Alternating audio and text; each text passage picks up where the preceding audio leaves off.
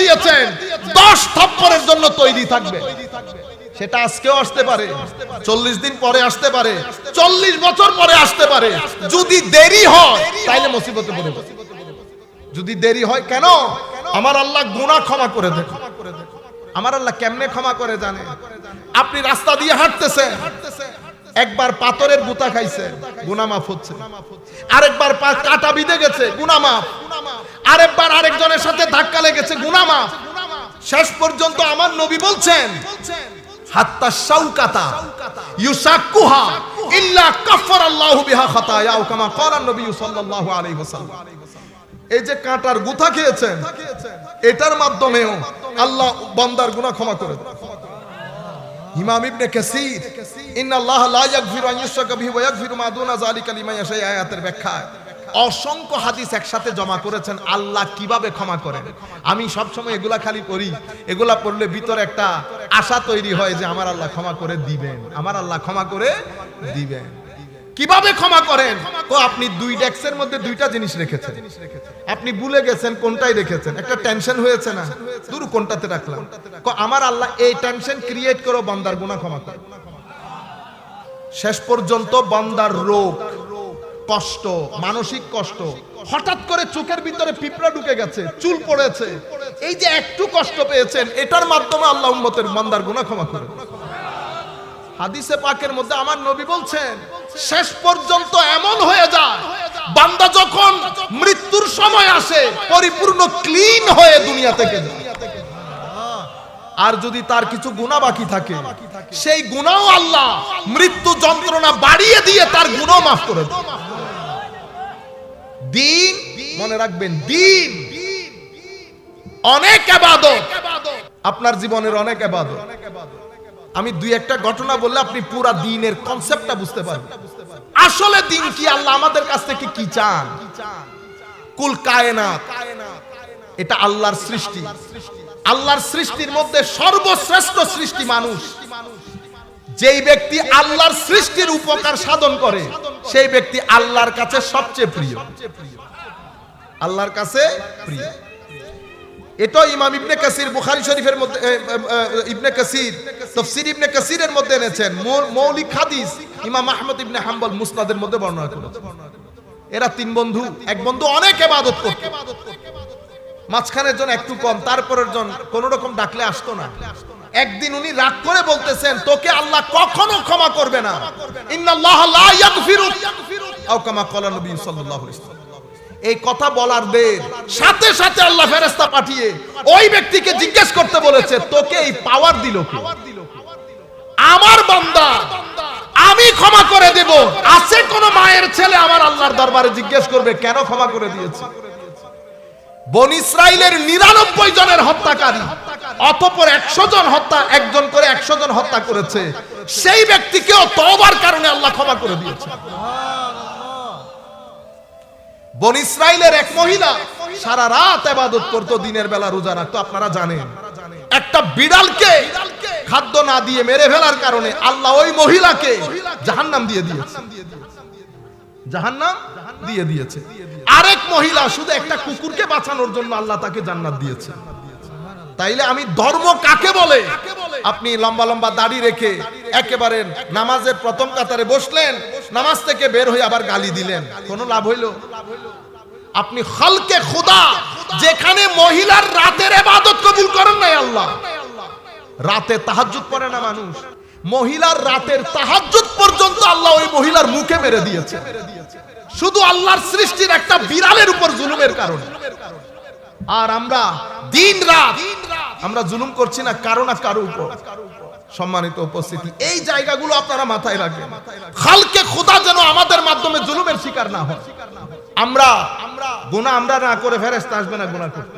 আমরা 70 বার গুনাহ করব, আমার নবী বলছে 70 বার করলে উম্মত 70 বার ক্ষমা চাইবে, আমার আল্লাহ ক্ষমা করে দেবে। কিন্তু জুলুম করবেন না মানুষের উপর, প্রতারণা করবেন না মানুষের সাথে, মানুষকে কখনো প্রতারিত করবেন না, মানুষকে কখনো অসম্মান করবেন না। আল্লাহর কোন সৃষ্টিকে কোন কারণে আমরা রাস্তায় কুকুর বসে আছে দি মারি না। আপনি যাকে মেরেছেন তাকেও কিন্তু আল্লাহ বানিয়েছেন। হযরতে জালালউদ্দিন রুমি রাদিয়াল্লাহু তাআলা আনহু যখন মৌলভী থেকে মাওলায়ে রুম হয়েছে, ছাত্রদেরকে পড়ায় ঘরে আসতেছেন, প্রতিমধ্যে একটা কুকুর ঘুমাচ্ছে, হুজুর আর পার হইতে পারতেছে না, হুজুর দাঁড়ায় আছে, ছাত্র এসে বলতেছে হুজুর দাঁড়ায় আছে, কুকুর ঘুমাইতেছে। ছাত্র মনে করছে হুজুর দৌড়াইতে, ছাত্র চেষ্টা করছে এটাকে দৌড়ানোর জন্য। হুজুর জালালউদ্দিন রুমি হাত ধরে বলতেছেন ঘুমাইতে দাও, কুকুর তো ঘুমাই না, আমি একটু দাঁড়াই, আমি একটু দাঁড়াই। দ্বীনের কনসেপ্ট বুঝার চেষ্টা করেন। সাহাবায়ে কেরাম নিয়ে আমার নবী বসে আছেন, আমার নবী ঘরের ভিতরে ঢুকলেন, আবার বের হলেন, একটা পাখি, লাল বর্ণের একটা পাখি আমার নবীর মাথার উপর এসে পাখাকে এভাবে এভাবে নাড়িয়ে আমার নবীর দৃষ্টি আকর্ষণ করছে। পাখি কিছু বলেছে, আমার নবী বুঝেছেন রাহমাতুল লিল আলামিন। আমার নবী বলছে তোমরা কেউ কি এই পাখির বাচ্চা তার বাসা থেকে নিয়ে ফেলেছো? এক সাহাবী বলতেছেন ইয়া রাসূলুল্লাহ আমি করেছি। তাড়াতাড়ি গিয়ে তার বাচ্চা তার বাসায় ফেরত দিয়ে দাও। আমার নবী এক বাগানের মধ্যে ঢুকেছে, সেই বাগানের মধ্যে এমনিতে আমার নবী কাদায়ে হাজাত, নিজের বাথরুম করার জন্য আমার নবী সাল্লাল্লাহু আলাইহি ওয়াসাল্লাম ঢুকেছে। পরে সেই বাগানের মধ্যে একটা উট আমার নবীকে দেখে দুই চোখ বেয়ে পানি ছেড়ে দিয়েছে। আমার নবী পাশে গেলেন, উটের মাথায় হাত দিলেন, উট কি যেন আমার নবীকে বলেছে। আমার নবী ডাক দিলেন এই উটের মালিককে। এক আনসারী সাহাবী দৌড় দিয়ে এসে বলতেছেন ইয়া রাসূলুল্লাহ আমি। আমার নবী বলছেন একটা নির্বাক জানোয়ারের ব্যাপারে তোমার আল্লাহর ভয় হয় না? নির্বাক একটা জানোয়ারের ব্যাপারে তোমার আল্লাহর ভয় হয় না? উট কি বলেছে জানেন? ও হুজুর আমি যখন ছোট ছিলাম, ইয়াং ছিলাম, কাজ করতে পারতাম, তারা আমাকে খাওয়ানো দিত, আমাকে কাজও করাইতো। এখন আমি বৃদ্ধ বয়সে কাজ করতে পারি না, খাওয়ানো বন্ধ করে দিয়েছে। আমি মাঝে মধ্যে চিন্তা করি যেই পরিমাণ জুলম আমরা করি, সেই কারণে আমাদের জিন্দেগি থেকে মনে করবেন যেই জীবনে জুলম থাকবে সেই জীবনে শান্তি থাকবে না, স্থিরতা থাকবে না। সম্মান স্থিরতা নিয়ে যদি বেঁচে থাকতে চান অনেক টাকার দরকার হয় না। যুবকদেরকে আধুনিক দুনিয়া শিখিয়ে দিয়েছে তোমার জীবনের উদ্দেশ্য কি? টাকা কামানো। কি কামানো? টাকা। একটা ভালো চাকরি দরকার, কিছু টাকা দরকার। আমার ছেলেদেরকে বলছি টাকা না আল্লাহর দরবারে চাইবেন হায়াতে তাইয়্যিবা, হায়াতে এমন হায়াত যেই হায়াতের মধ্যে মজা আছে, যে হায়াতের মধ্যে প্রেম আছে, প্রীতি আছে, ভালোবাসা আছে, স্থিরতা আছে। সেই হায়াত, এই ধরনের হায়াতের জন্য ঈমানের দরকার হয়, আমলের দরকার হয়। মান আমিলা সালিহান মিন যাকারিন ওয়া উনসা ওয়া হুয়া মুমিন ফালনুহইয়ান্নাহু হায়াতান তাইয়্যিবা। ঈমান এবং আমল, ঈমান এবং আমল যদি এগুলা করতে না পারেন, ওয়াল আসর আখিরি মন, আমার আল্লাহ বলছেন বান্দা জীবনের সূর্য অস্তের দিকে, তোর জীবনের সূর্য, আমি যেদিন দুনিয়াতে এসেছি সেই দিন থেকে সূর্য অস্ত যাওয়া শুরু হয়েছে। সূর্য অস্ত যেতে যেতে আসরের সময়ে সূর্য এমন অবস্থার মধ্যে থাকে, না পরিপূর্ণ দিন না পরিপূর্ণ রাত। আমাদের অনেকের জীবন এখন 5টার দিন হয়ে গেছে, 5টার। কারো জীবন বেশিরভাগ অন্ধকার, সামান্য আলো রয়ে গেছে, হয়তো 1 মাস, হয়তো 1 বছর। আপনারা বুঝতে পারছেন? কিন্তু দুনিয়া আমাদের অন্তরকে এত কঠিন করে দিয়েছে, সুম্মা কাসাত কুলুবুকুম ফাহিয়া কাল হিজারা হয়ে গেছে, পাথরের চেয়ে কঠিন হয়ে গেছে। কথাগুলো আমাদের ভিতরকে ধাক্কা লাগায় না, অথচ এগুলা মানুষের জীবনে বিপ্লব তৈরি করার কথা। কারণ এটা এমন একটা পরোয়ানা, এখান থেকে আমি নিজেকে কোনো রকম বাঁচাতে পারবো না। মৃত্যু তো মৃত্যু। আমার জীবন চলার পথে এখানে কত ঘটনা আমার জন্য অপেক্ষা করছে আমি কি জানি? করোনার মাধ্যমে হাজারে হাজার লাখে লাখে মানুষ পৃথিবী থেকে চলে যাবে। আমার পরিবারের মধ্যে, লাখ বাংলাদেশের পরিবারের মধ্যে মা মরে ঘরের মধ্যে পড়ে থাকবে, 3 দিন আগেও বাচ্চা জেনেছে। এটা জিন্দেগি। এই চলার পথে কত ধরনের দুর্ঘটনা ঘটবে। আপনারা আমরা মনে করছি এটা বড় গ্রিনারি জীবন, গ্রিনারি জীবন না। ওয়াল আসর, আমার আল্লাহ বলছে বান্দা জীবনের সূর্য অস্তমিত। ইন্নাল ইনসানা লাফি খুসর। তোমার চোখ, কান, নাক, গলা, সামগ্রিক জীবন, চোখ দিয়ে মুখ দিয়ে তুমি গুনার সাগরের মধ্যে আছো। তোমার মুখকে জিজ্ঞেস করো কোন কাজ তোমার মুখ পরকালের জন্য করেছে। তোমার চোখকে জিজ্ঞেস করো। ইন্নাল ইনসানা লাফি খুসর তুমি সামগ্রিকভাবে নেগেটিভ ফোর্স দিয়ে দিয়ে পুরো নেগেটিভে পরিণত হয়েছে। মনে রাখবেন, ভালো কাজ হবে প্রতিক্রিয়া ভালো হবে, খারাপ কাজ হবে প্রতিক্রিয়া খারাপ হবে। প্রত্যেক ক্রিয়া তার প্রতিক্রিয়া রাখবে। আপনি মনে করছেন একজনকে থাপ্পড় দিয়ে দিয়েছেন এটা খতম, এটা কখনো খতম হয় না। ক্রিয়া তার প্রতিক্রিয়া রাখবেই। আপনি একজনের মুখে হাসি ফুটিয়েছেন, এটা সারা জিন্দেগি আপনাকে বয়ে বেড়াবে, আপনার ফ্লেভার থাকবে, আপনার জীবনের মধ্যে ফ্লেভার থাকবে। ওই একজনের মুখের হাসি আপনাকে বারবার রিল্যাক্স করবে ভিতর থেকে। কখন কাকে 2000 টাকা দিয়েছেন, তার এই যে দুয়ার হাওয়া আপনার পুরা জিন্দেগি আপনার গায়ে লাগবে। বড় বড় মুসিবত থেকে নাজাত পেয়ে যাবে। ছেলে অসুস্থ হয়েছে, ভালো হয়ে যাবে। পরীক্ষা দিয়েছে, পাশ করে ফেলেছে। কি করেছেন আপনি বা আপনার পরিবার? কোনো ভালো কাজ। কারো মুখে হাসি ফুটিয়েছে। খারাপ কাজ যেমন প্রতিক্রিয়াশীল, ভালো কাজও প্রতিক্রিয়াশীল। সুতরাং আমাদের উপর দায়িত্ব, আমি যদি খারাপ কাজ করে করে প্রতিক্রিয়া সৃষ্টি করি, কি হবে জানেন? আপনার ছেলে সন্তান যখন দুনিয়াতে আসবে, আপনি যদি বলতে বলতে মারাও যান, ভালো হ, আপনার সন্তান কখনো ভালো হবে না। কেন? কারণ আপনার সন্তান সেটাই হবে যেটা আপনি। আপনার সন্তান সেটা কখনো হবে না যেটা আপনি তাকে বলতে চান। বলে লাভ নাই, যেটা আপনি সেটাই আপনার সন্তান। ফিঙ্গারপ্রিন্ট বের হবে, ব্লুপ্রিন্ট। সুতরাং আমাদের জীবনে অন্তত সন্তানদের জন্য, এইজন্য আমার আল্লাহ বলছেন ইন্নাল্লাহা লা ইউগাইয়িরু মা বিকাউমিন হাত্তা ইউগাইয়িরু মা বিআনফুসিহিম। আমি যদি নিজের ভিতরে পজিটিভ শক্তি না রাখি, এনার্জি না রাখি, যেটাকে নূর বলে, আমার সন্তানদের উপর সেটা তাসির করবে না। আমি আমার কর্মকাণ্ডের মাধ্যমে যদি শুধু নেগেটিভ ফোর্স জন্ম দেই, তাহলে আমার সন্তান, আমার সাথে যারা থাকে, আমার পরিবেশ পরিস্থিতি সবকিছুর মধ্যে এই জিনিসটা ছড়িয়ে বেড়াবে। আমাদের এখানে এই যে বিভিন্ন ধরনের অরাজকতা বেড়ে যাচ্ছে, কেন? আমরা প্রত্যেক ব্যক্তি খারাপ শক্তি আমাদের ভিতরে জমা করতে করতে আর ভালো শক্তি নাই। এটার দিকে ইঙ্গিত করে আমার নবী বলেছেন নুকতাতুস সাউদা, চোখ দিয়ে গুনাহ করেছি, কান দিয়ে করেছি, নাক মুখ দিয়ে যেটাই করেছি, এটা আমার ভিতরে একটা একটা করে কালো দাগ যোগ করেছে। এরপরে সেটা পুরা কলবকে ব্ল্যাক স্পটেড করে ফেলেছে। কোরআন বলছে কাল্লা বাল রানা আলা কুলুবিহিম, পুরা অন্তরটা মরিচিকাপূর্ণ হয়ে গেছে। মরিচিকাপূর্ণ অন্তর নিয়ে যদি আপনি কাবা শরীফের চতুর্পাশে তাওয়াফ করেন, সেই কারণে আপনি কিসের মধ্যে আছেন বলেন না? আপনি বুঝতেই পারছেন না কোন জায়গায় আপনি এসেছেন। অথবা আপনি ওই আপনার হুজুরদের, আমাদের পিছনের রব্বানা আতিনা ফিদ দুনিয়া হাসানাতাও, তারপর একজনে ফোন দিছে, হ্যাঁ রব তাওয়াফে পরে কত হবে রব্বানা। আপনি শুধু শরীর না, তো বেটা আপনাকে মনও দিয়েছেন। আপনি একবার ফিল করেন তো কোন জায়গায় আপনি হাঁটতেছেন। এমন জায়গায় হাঁটতেছেন যে জায়গায় আমার নবী হেঁটেছে। কুল কায়নাতের আম্বিয়ায়ে কেরাম, আউলিয়ায়ে কেরাম, গোস কুতুব আবদাল যে জায়গায় হেঁটেছে, যে জায়গা ফেরেশতা ঘিরে রাখে, সেই জায়গায় আপনার কদম পড়ছে।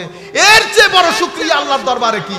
আপনি তো ভিতর থেকে বলবেন আল্লাহ আলহামদুলিল্লাহ, মওলা আলহামদুলিল্লাহ, তুই আমার মতো গরিব ফকিরকে কোন জায়গায় দাঁড় করাই দিলি মওলা। আপনি যখন ভিতর থেকে এই আন্দাজে করবেন, আমার আরশের খোদা খুশি হয়ে যাবেন। আপনি কাবাতুল্লাহর ভিতরে ঢুকেও নিজেকে কানেক্ট করতে পারতেছেন না, আপনার নেগেটিভ ফোর্স আপনাকে বরবাদ। ঠিক আছে কিনা? মনে রাখবেন, তোমার সংস্কৃতি আমার সংস্কৃতি এক না। তুমি উপরের জায়গায় থাকো, ঘরের মধ্যে ইংরেজিতে কথা বলো, হ্যাঁ, চামচ দিয়ে টুঙ্কা টুঙ্কা করে খাও, বার্গার খাও, পিজা খাও, চিকেন ফ্রাই খাও, ইংরেজিতে কথা বলো। তোমাদের বাপ মেয়ের ড্রেস আপ গেট আপের ঠিক নাই। এটা কোনটাই আমাদের না বাঙালি সংস্কৃতি না মুসলমান সংস্কৃতি। বুঝতে পেরেছেন আপনারা? কোন কিছুর সহযোগিতা জাতি আপনাদের কাছ থেকে পায় না। এই আপনারাই আবার বড় জায়গার মধ্যে বসে আমাদেরকে দেশপ্রেম শিখান। আপনি আমাকে দেশপ্রেম শিখাইতে হবে না, সময় বলে দেবে দেশপ্রেম কার ভিতরে আছে। আপনারা বুঝতে পেরেছেন? খেটে খাওয়া মানুষ যেগুলাকে আপনি জীর্ণ শীর্ণ বলছেন, সত্যিকার দেশপ্রেম এরাই ধারণ করে। বাংলায় কথা বলে, শুটকি দিয়ে খাদ্য খায়, শুটকি দিয়ে ভাত খায়। এদের ঘরের মেয়েরা ছেলেরা বাঙালিয়ানা ড্রেস আপ গেট আপ পরে, মুসলমানের সংস্কৃতির সাথে মিলে এমন ড্রেস আপ গেট আপ পরে।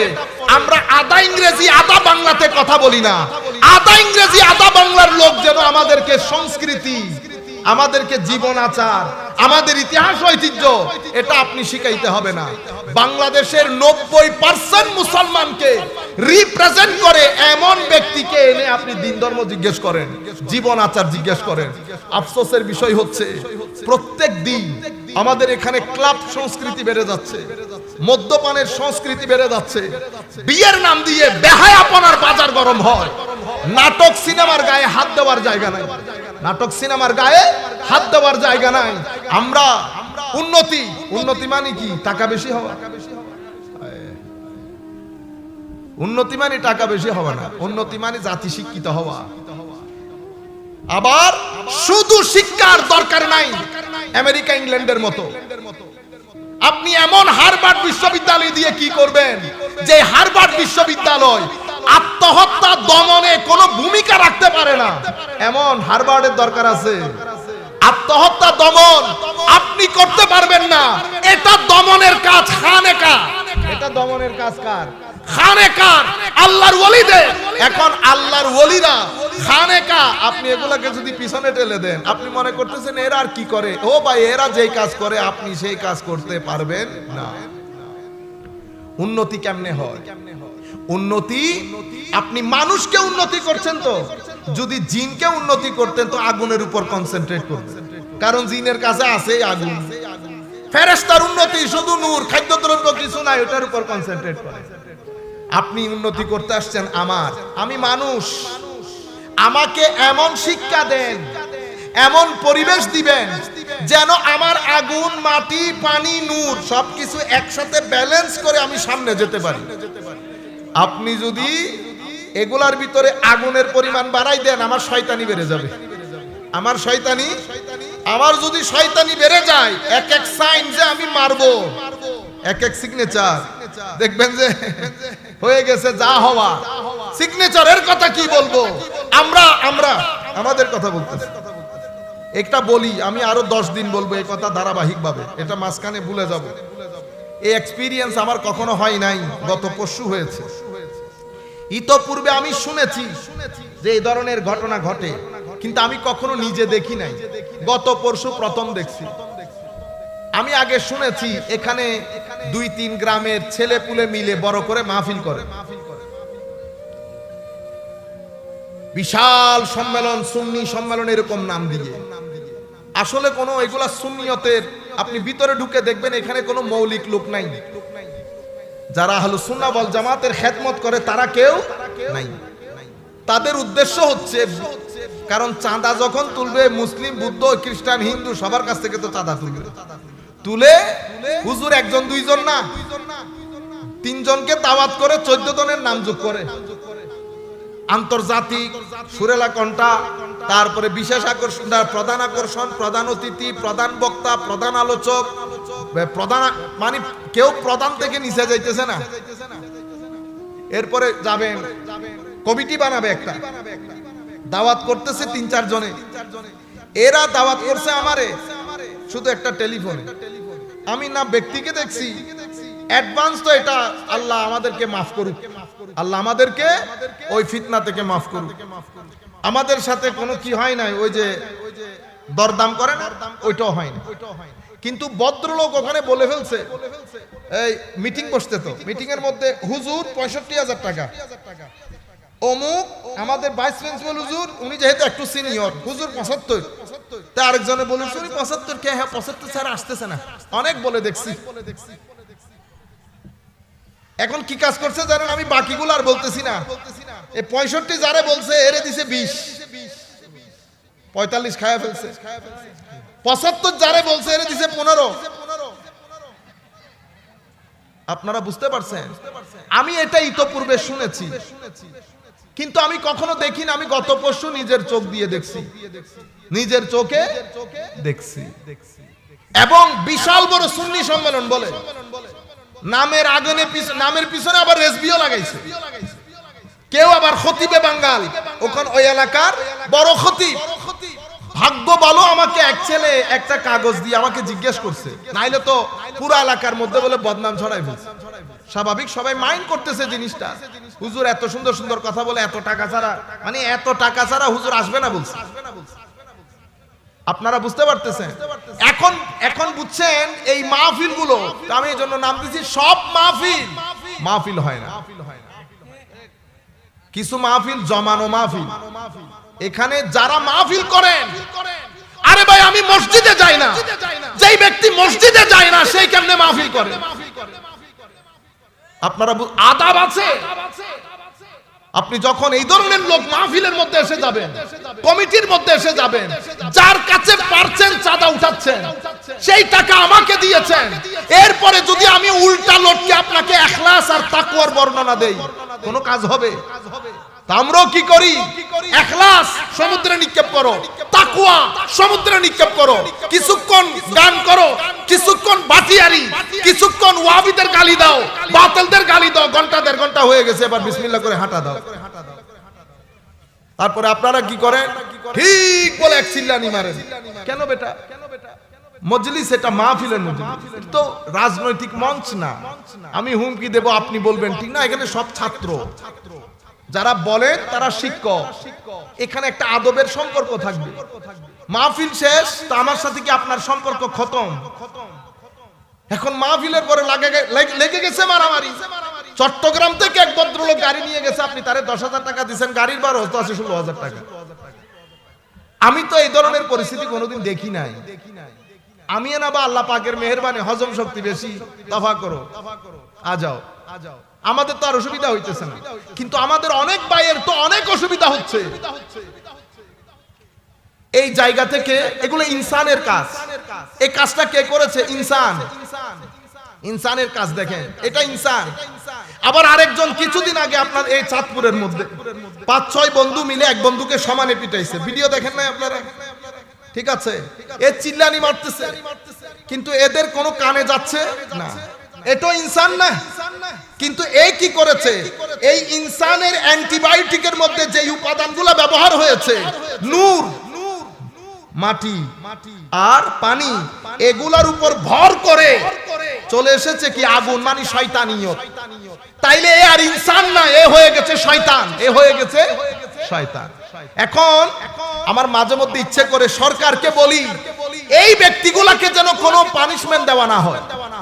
কোন দরকার নাই জেল থানা পুলিশের, ছেড়ে দেন এদেরকে। আমি জাতিকে দেখাই যারা এভাবে জুলুম করে, আমার আল্লাহর যখন ধরার সময় আসে, মাওলা এদেরকে কিভাবে ধরেন, আমি যেন জাতিকে দেখাইতে পারি। এখান থেকে জাতি যেন শিক্ষা হাসিল করতে পারে। আপনারা বুঝতে পেরেছেন? আপনারা মনে করেন পুলিশ না ধরলে, পুলিশ কিছু না বললে আপনি পার পেয়ে যাবেন। মনে রাখবেন, এক ব্যক্তির মুখে থাপ্পড় দিয়েছেন, 10 থাপ্পড়ের জন্য তৈরি থাকবে। সেটা আজকেও আসতে পারে, 40 দিন পরে আসতে পারে, 40 বছর পরে আসতে পারে। যদি দেরি হয় তাইলে মুসিবতে পড়ে যাবে। যদি দেরি হয়, কেন? আমার আল্লাহ গুনাহ ক্ষমা করে দেন। আমার আল্লাহ কেমনে ক্ষমা করে জানে? আপনি রাস্তা দিয়ে হাঁটতেছেন, একবার পাথরের গুতা খাইছেন, গুনাহ মাফ হচ্ছে। আরেকবার কাটা বিঁধে গেছে, গুনাহ মাফ। আরেকবার আরেকজনের সাথে ধাক্কা লেগেছে, গুনাহ মাফ। শেষ পর্যন্ত আমার নবী বলছেন, হাত্তা শাউকাতা ইউসাক্কুহা ইল্লা কাফফারাল্লাহু বিহা খাতায়া, ও কামা ক্বালা নবী সাল্লাল্লাহু আলাইহি ওয়াসাল্লাম। এই যে কাঁটার গুথা খেয়েছেন, এটার মাধ্যমেও আল্লাহ বান্দার গুনাহ ক্ষমা করে দেন। ইমাম ইবনে কাসির ইন্নাল্লাহ লা ইয়াগফিরু আন ইউশরাকা বিহি ওয়া ইয়াগফিরু মা দুনা যালিকা লিমান ইয়াশা আয়াতের ব্যাখ্যা অসংখ্য হাদিস একসাথে জমা করেছেন আল্লাহ কিভাবে ক্ষমা করেন। আমি সব সময় এগুলা খালি পড়ি, এগুলা পড়লে ভিতরে একটা আশা তৈরি হয় যে আমার আল্লাহ ক্ষমা করে দিবেন, আমার আল্লাহ ক্ষমা করে দিবেন। কিভাবে ক্ষমা করেন? তো আপনি 2 ডেস্কের মধ্যে 2টা জিনিস রেখেছেন, আপনি ভুলে গেছেন কোনটাই রেখেছেন। একটা টেনশন হয়েছে না, দূর কোনটাতে রাখলাম। আমার আল্লাহ এই টেনশন ক্রিয়েট করে বান্দার গুনাহ ক্ষমা করে। শেষ পর্যন্ত বান্দার রোগ, কষ্ট, মানসিক কষ্ট, হঠাৎ করে চোখের ভিতরে পিঁপড়া ঢুকে গেছে, চুল পড়েছে, এই যে একটু কষ্ট পেয়েছেন, এটার মাধ্যমে আল্লাহ উম্মতের বান্দার গুনাহ ক্ষমা করে। হাদিসে পাকের মধ্যে আমার নবী বলছেন, শেষ পর্যন্ত এমন হয়ে যায় বান্দা যখন মৃত্যুর সময় আসে পরিপূর্ণ ক্লিন হয়ে দুনিয়া থেকে যায়। আর যদি তার কিছু গুনাহ বাকি থাকে সেই গুনাহও আল্লাহ মৃত্যু যন্ত্রণা বাড়িয়ে দিয়ে তার গুনাহ মাফ করে দেয়। দিন মনে রাখবেন, দিন অনেক ইবাদত, আপনার জীবনের অনেক ইবাদত। আমি দুই একটা ঘটনা বললে আপনি পুরো দ্বীনের কনসেপ্টটা বুঝতে পারবেন। আসলে দ্বীন কি, আল্লাহ আমাদের কাছ থেকে কি চান। কুল কায়নাত এটা আল্লাহর সৃষ্টি। আল্লাহর সৃষ্টির মধ্যে সর্বশ্রেষ্ঠ সৃষ্টি মানুষ। যেই ব্যক্তি আল্লাহর সৃষ্টির উপকার সাধন করে সেই ব্যক্তি আল্লাহর কাছে সবচেয়ে প্রিয়, আল্লাহর কাছে প্রিয়। এটা ইমাম ইবনে কাসির বুখারী শরীফের মধ্যে, ইবনে কাসির তাফসীর ইবনে কাসিরের মধ্যে এনেছেন। মৌলিক হাদিস ইমাম আহমদ ইবনে হাম্বল মুসনাদের মধ্যে বর্ণনা করেছেন। এরা তিন বন্ধু, এক বন্ধু অনেক ইবাদত করত, মাঝখানের জন একটু কম, তারপরের জন কোন রকম ডাকলে আসতো না। একদিন উনি রাগ করে বলতেছেন, তোকে আল্লাহ কখনো ক্ষমা করবে না, ইন্নাল্লাহ লা ইয়াগফিরু আও কামা ক্বালা নবী সাল্লাল্লাহু আলাইহি ওয়াসাল্লাম। এই কথা বলার দের সাথে সাথে আল্লাহ ফেরেশতা পাঠিয়ে ওই ব্যক্তিকে জিজ্ঞেস করতে বলেছে, তোকে এই পাওয়ার দিল কে? আমার বান্দা, আমি ক্ষমা করে দেব। আছে কোন মায়ের ছেলে আমার আল্লাহর দরবারে জিজ্ঞেস করবে কেন ক্ষমা করে দিয়েছে? বনি ইসরাইলের 99 জনের হত্যাকারী, অতঃপর 100 জন হত্যা, একজন করে 100 জন হত্যা করেছে, সেই ব্যক্তিকেও তওবার কারণে আল্লাহ ক্ষমা করে দিয়েছে। বনি ইসরাইলের এক মহিলা সারা রাত ইবাদত করত, দিনের বেলা রোজা রাখতো। আপনারা জানেন একটা বিড়ালকে খাদ্য না দিয়ে মেরে ফেলার কারণে আল্লাহ ওই মহিলাকে জাহান্নাম দিয়ে দিয়েছে, জাহান্নাম দিয়ে দিয়েছে। আরেক মহিলা শুধু একটা কুকুরকে বাঁচানোর জন্য আল্লাহ তাকে জান্নাত দিয়েছে। তাইলে আমি ধর্ম কাকে বলে? আপনি লম্বা লম্বা দাড়ি রেখে একেবারে নামাজের প্রথম কাতারে বসলেন, নামাজ থেকে বের হয়ে আবার গালি দিলেন, কোনো লাভ হইল? আপনি খালকে খোদা, যেখানে মহিলার রাতের ইবাদত কবুল করেন নাই আল্লাহ। রাতে তাহাজ্জুদ পড়ে না মানুষ, মহিলার রাতের তাহাজ্জুদ পর্যন্ত আল্লাহ ওই মহিলার মুখে মেরে দিয়েছে, শুধু আল্লাহর সৃষ্টির একটা বিড়ালের উপর জুলুমের কারণে।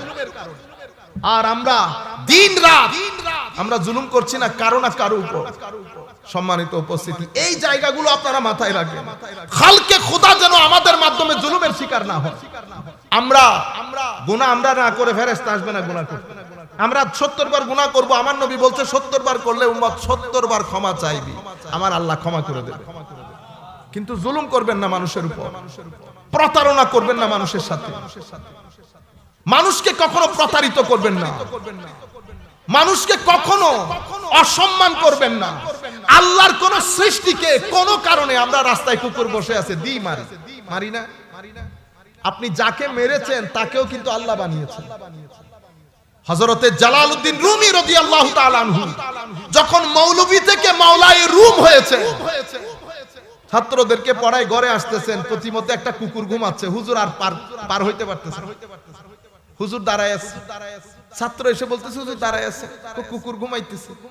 ছাত্র মনে করছে হুজুর দৌড়াইতে, ছাত্র চেষ্টা করছে এটাকে দৌড়ানোর জন্য। হুজুর জালালউদ্দিন রুমি হাত ধরে বলতেছেন ঘুমাইতে দাও, কুকুর তো ঘুমাই না, আমি একটু দাঁড়াই, আমি একটু দাঁড়াই। দ্বীনের কনসেপ্ট বুঝার চেষ্টা করেন।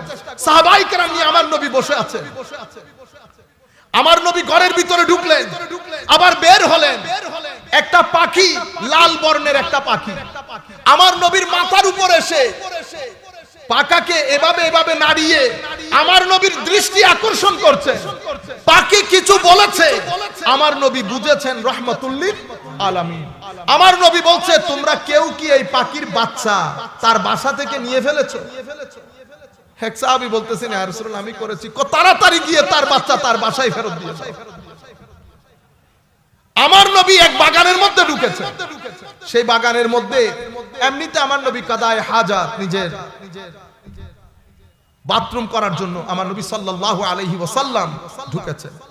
পরে সেই বাগানের মধ্যে একটা উট আমার নবীকে দেখে দুই চোখ বেয়ে পানি ছেড়ে দিয়েছে। আমার নবী পাশে গেলেন, উটের মাথায় হাত দিলেন। উট কি কি যেন আমার নবীকে বলেছে। আমার নবী ডাক দিলেন, এই উটের মালিককে? এক আনসারী সাহাবী দৌড় দিয়ে এসে বলতেছেন, ইয়া রাসূলুল্লাহ, আমি।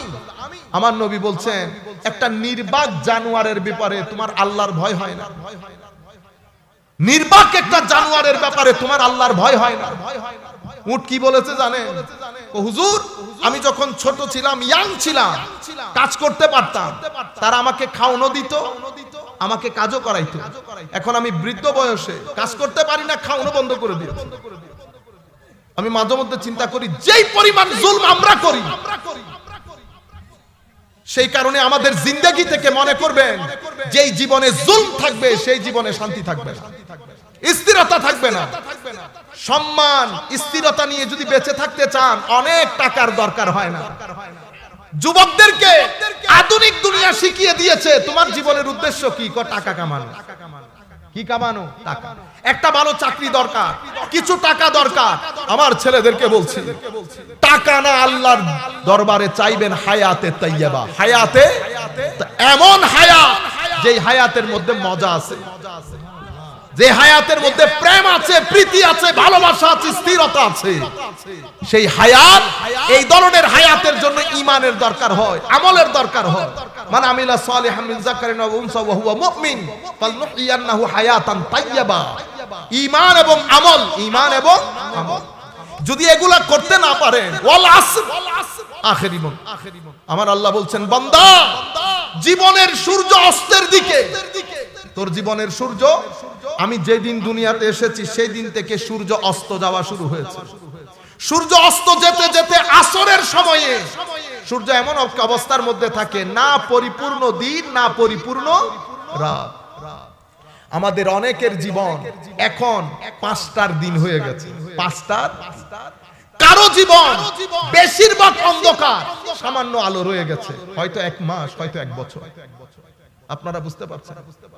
কিন্তু দুনিয়া আমাদের অন্তরকে এত কঠিন করে দিয়েছে, সুম্মা কাসাত কুলুবুকুম ফাহিয়া কাল হিজারা হয়ে গেছে, পাথরের চেয়ে কঠিন হয়ে গেছে। কথাগুলো আমাদের ভিতরকে ধাক্কা লাগায় না, অথচ এগুলা মানুষের জীবনে বিপ্লব তৈরি করার কথা। কারণ এটা এমন একটা পরোয়ানা, এখান থেকে আমি নিজেকে কোনো রকম বাঁচাতে পারবো না। মৃত্যু তো মৃত্যু। আমার জীবন চলার পথে এখানে কত ঘটনা আমার জন্য অপেক্ষা করছে আমি কি জানি? করোনার মাধ্যমে হাজারে হাজার, লাখে লাখে মানুষ পৃথিবী থেকে চলে যাবে। আমার পরিবারের মধ্যে, লাখ বাংলাদেশের পরিবারের মধ্যে মা মরে ঘরের মধ্যে পড়ে থাকবে, 3 দিন আগেও বাচ্চা জেনেছে। এটা জিন্দেগি। এই চলার পথে কত ধরনের দুর্ঘটনা ঘটবে। আপনারা, আমরা মনে করছি এটা বড় গ্রিনারি জীবন, গ্রিনারি জীবন না। ওয়াল আসর, আমার আল্লাহ বলছে, বান্দা, জীবনের সূর্য অস্তমিত। ইন্নাল ইনসানা লাফি খুসর। তোমার চোখ, কান, নাক, গলা, সামগ্রিক জীবন, চোখ দিয়ে, মুখ দিয়ে তুমি গুনার সাগরের মধ্যে আছো। তোমার মুখকে জিজ্ঞেস করো, কোন কাজ তোমার মুখ পরকালের জন্য করেছে? তোমার চোখকে জিজ্ঞেস করো। ইন্নাল ইনসানা লাফি খুসর। তুমি সামগ্রিকভাবে নেগেটিভ নেগেটিভ নেগেটিভ ফোর্স দিয়ে দিয়ে পুরো নেগেটিভে পরিণত হয়েছে। মনে রাখবেন, ভালো কাজ হবে, প্রতিক্রিয়া ভালো হবে। খারাপ কাজ হবে, প্রতিক্রিয়া খারাপ হবে। প্রত্যেক ক্রিয়া তার প্রতিক্রিয়া রাখবে। আপনি মনে করছেন একজনকে থাপ্পড় দিয়ে দিয়েছেন, এটা খতম, এটা কখনো খতম হয় না। ক্রিয়া তার প্রতিক্রিয়া রাখবেই। আপনি একজনের মুখে হাসি ফুটিয়েছেন, এটা সারা জিন্দেগি আপনাকে বয়ে বেড়াবে। আপনার ফ্লেভার থাকবে, আপনার জীবনের মধ্যে ফ্লেভার থাকবে। ওই একজনের মুখের হাসি আপনাকে বারবার রিল্যাক্স করবে ভিতর থেকে। কখন কাকে 2000 টাকা দিয়েছেন, তার এই যে দুয়ার হাওয়া আপনার পুরা জিন্দেগি আপনার গায়ে লাগবে। বড় বড় মুসিবত থেকে নাজাত পেয়ে যাবে। ছেলে অসুস্থ হয়েছে, ভালো হয়ে যাবে। পরীক্ষা দিয়েছে, পাশ করে ফেলেছে। কি করেছেন আপনি বা আপনার পরিবার? কোনো ভালো কাজ, কারো মুখে হাসি ফুটিয়েছে। খারাপ কাজ যেমন প্রতিক্রিয়াশীল, ভালো কাজও প্রতিক্রিয়াশীল। সুতরাং আমাদের উপর দায়িত্ব, আমি যদি খারাপ কাজ করে করে প্রতিক্রিয়া সৃষ্টি করি, কি হবে জানেন? আপনার ছেলে সন্তান যখন দুনিয়াতে আসবে, আপনি যদি বলতে বলতে মারাও যান, ভালো হ ভালো হ ভালো হ, আপনার সন্তান কখনো ভালো হবে না। কেন? কারণ আপনার সন্তান সেটাই হবে যেটা আপনি। আপনার সন্তান সেটা কখনো হবে না যেটা আপনি তাকে বলতে চান। বলে লাভ নাই। যেটা আপনি, সেটাই আপনার সন্তান। ফিঙ্গারপ্রিন্ট বের হবে, ব্লুপ্রিন্ট। সুতরাং আমাদের জীবনে অন্তত সন্তানদের জন্য, এইজন্য আমার আল্লাহ বলছেন ইন্নাল্লাহা লা ইউগাইয়িরু মা বিকাউমিন হাত্তা ইউগাইয়িরু মা বিআনফুসিহিম। আমি যদি নিজের ভিতরে পজিটিভ শক্তি না রাখি, এনার্জি না রাখি, যেটাকে নূর বলে, আমার সন্তানদের উপর সেটা তাসির করবে না। আমি আমার কর্মকাণ্ডের মাধ্যমে যদি শুধু নেগেটিভ ফোর্স জন্ম দেই, তাহলে আমার সন্তান, আমার সাথে যারা থাকে, আমার পরিবেশ পরিস্থিতি সবকিছুর মধ্যে এই জিনিসটা ছড়িয়ে বেড়াবে। আমাদের এখানে এই যে বিভিন্ন ধরনের অরাজকতা বেড়ে যাচ্ছে কেন? আমরা প্রত্যেক ব্যক্তি খারাপ শক্তি আমাদের ভিতরে জমা করতে করতে আর ভালো শক্তি নাই। এটার দিকে ইঙ্গিত করে আমার নবী বলেছেন নুকতাতুস সাউদা, চোখ দিয়ে গুনাহ করেছি, কান দিয়ে করেছি, নাক মুখ দিয়ে যেটাই করেছি, এটা আমার ভিতরে একটা একটা করে কালো দাগ যোগ করেছে। এরপরে সেটা পুরা কলবকে ব্ল্যাক স্পটেড করে ফেলেছে। কোরআন বলছে কাল্লা বাল রানা আলা কুলুবিহিম, পুরা অন্তরটা মরিচিকাপূর্ণ হয়ে গেছে। মরিচিকাপূর্ণ অন্তর নিয়ে যদি আপনি কাবা শরীফের চতুর্পার্শ্বে তাওয়াফ করেন, সেই কারণে আপনি কিসের মধ্যে আছেন বলেন না? আপনি বুঝতেই পারছেন না কোন জায়গায় আপনি এসেছেন। অথবা আপনি ওই আপনার হুজুরদের, আমাদের পিছনের রব্বানা আতিনা ফিদ দুনিয়া হাসানাতাও, তারপর একজনে ফোন দিছে, হ্যাঁ রব তাওয়াফে পরে কত হবে রব্বানা। আপনি শুধু শরীর না তো বেটা, আপনাকে মনও দিয়েছেন আল্লাহ। আপনি একবার ফিল করেন তো কোন জায়গায় আপনি হাঁটতেছেন। এমন জায়গায় হাঁটতেছেন যে জায়গায় আমার নবী হেঁটেছে।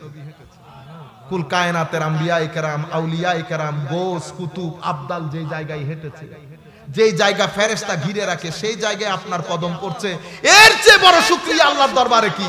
আপনি তো ভিতর থেকে বলবেন আল্লাহ আলহামদুলিল্লাহ, মওলা আলহামদুলিল্লাহ, তুই আমার মতো গরিব ফকিরকে কোন জায়গায় দাঁড় করাই দিলি মওলা। আপনি যখন ভিতর থেকে এই আন্দাজে করবেন, আমার আরশের খোদা খুশি হয়ে যাবেন। আপনি কাবাতুল্লাহর ভিতরে ঢুকেও নিজেকে কানেক্ট করতে পারতেছেন না, আপনার নেগেটিভ ফোর্স আপনাকে বরবাদ করে দিয়েছে। আসেন জেগে উঠি, আসেন জাগ্রত হই, নিজের জন্য, পরিবারের জন্য, ভবিষ্যৎ প্রজন্মের জন্য। আমি আপনাকে কবর হাসরের কথা বলছি না, সেটা আমি আমার আল্লাহর দস্তে কুদরতের মধ্যে ছেড়ে দিয়েছি। আমার আল্লাহ ইচ্ছে করলে বড় বড় বাগা বাগা গুনাহগারকে মাফ করে দিয়েছে, আমাকে মাফ করে দিলে বাধা দেওয়ার কেউ নাই। শুধু সৃষ্টির উপর জুলুম করবেন না, প্রতারণা করবেন না, অহংকার করবেন না, মানুষকে ঠকাবেন না, চেষ্টা করবেন নিজের জীবনকে আল্লাহ আল্লাহ রাসূলমুখী করতে। যুবকদেরকে বলছি, যেমন চাই করেন, হাত তোলা হাত নামা আমিন জোরে বলা, কিন্তু আমার নবীর ইশক থেকে বের হয়েন না। আমার নবীর ইশক থেকে বের হয়ে গেলে আর ঈমান থাকে না। আউলিয়ায়ে কেরামের নিসবত থেকে বের হয়ে গেলে আর ঈমান থাকে না। ঈমান কমজোর হয়ে যায়, অনিরাপদ হয়ে যায়। আল্লাহ রাব্বুল আলামিন আমাদের হামি ও নাসির হোক। মাওলাই করিম আমাদেরকে কবুল করুক। আমা আলাইনা ইল্লাল বালাগুল মুবিন। আসসালামু আলাইকুম ওয়া রাহমাতুল্লাহ।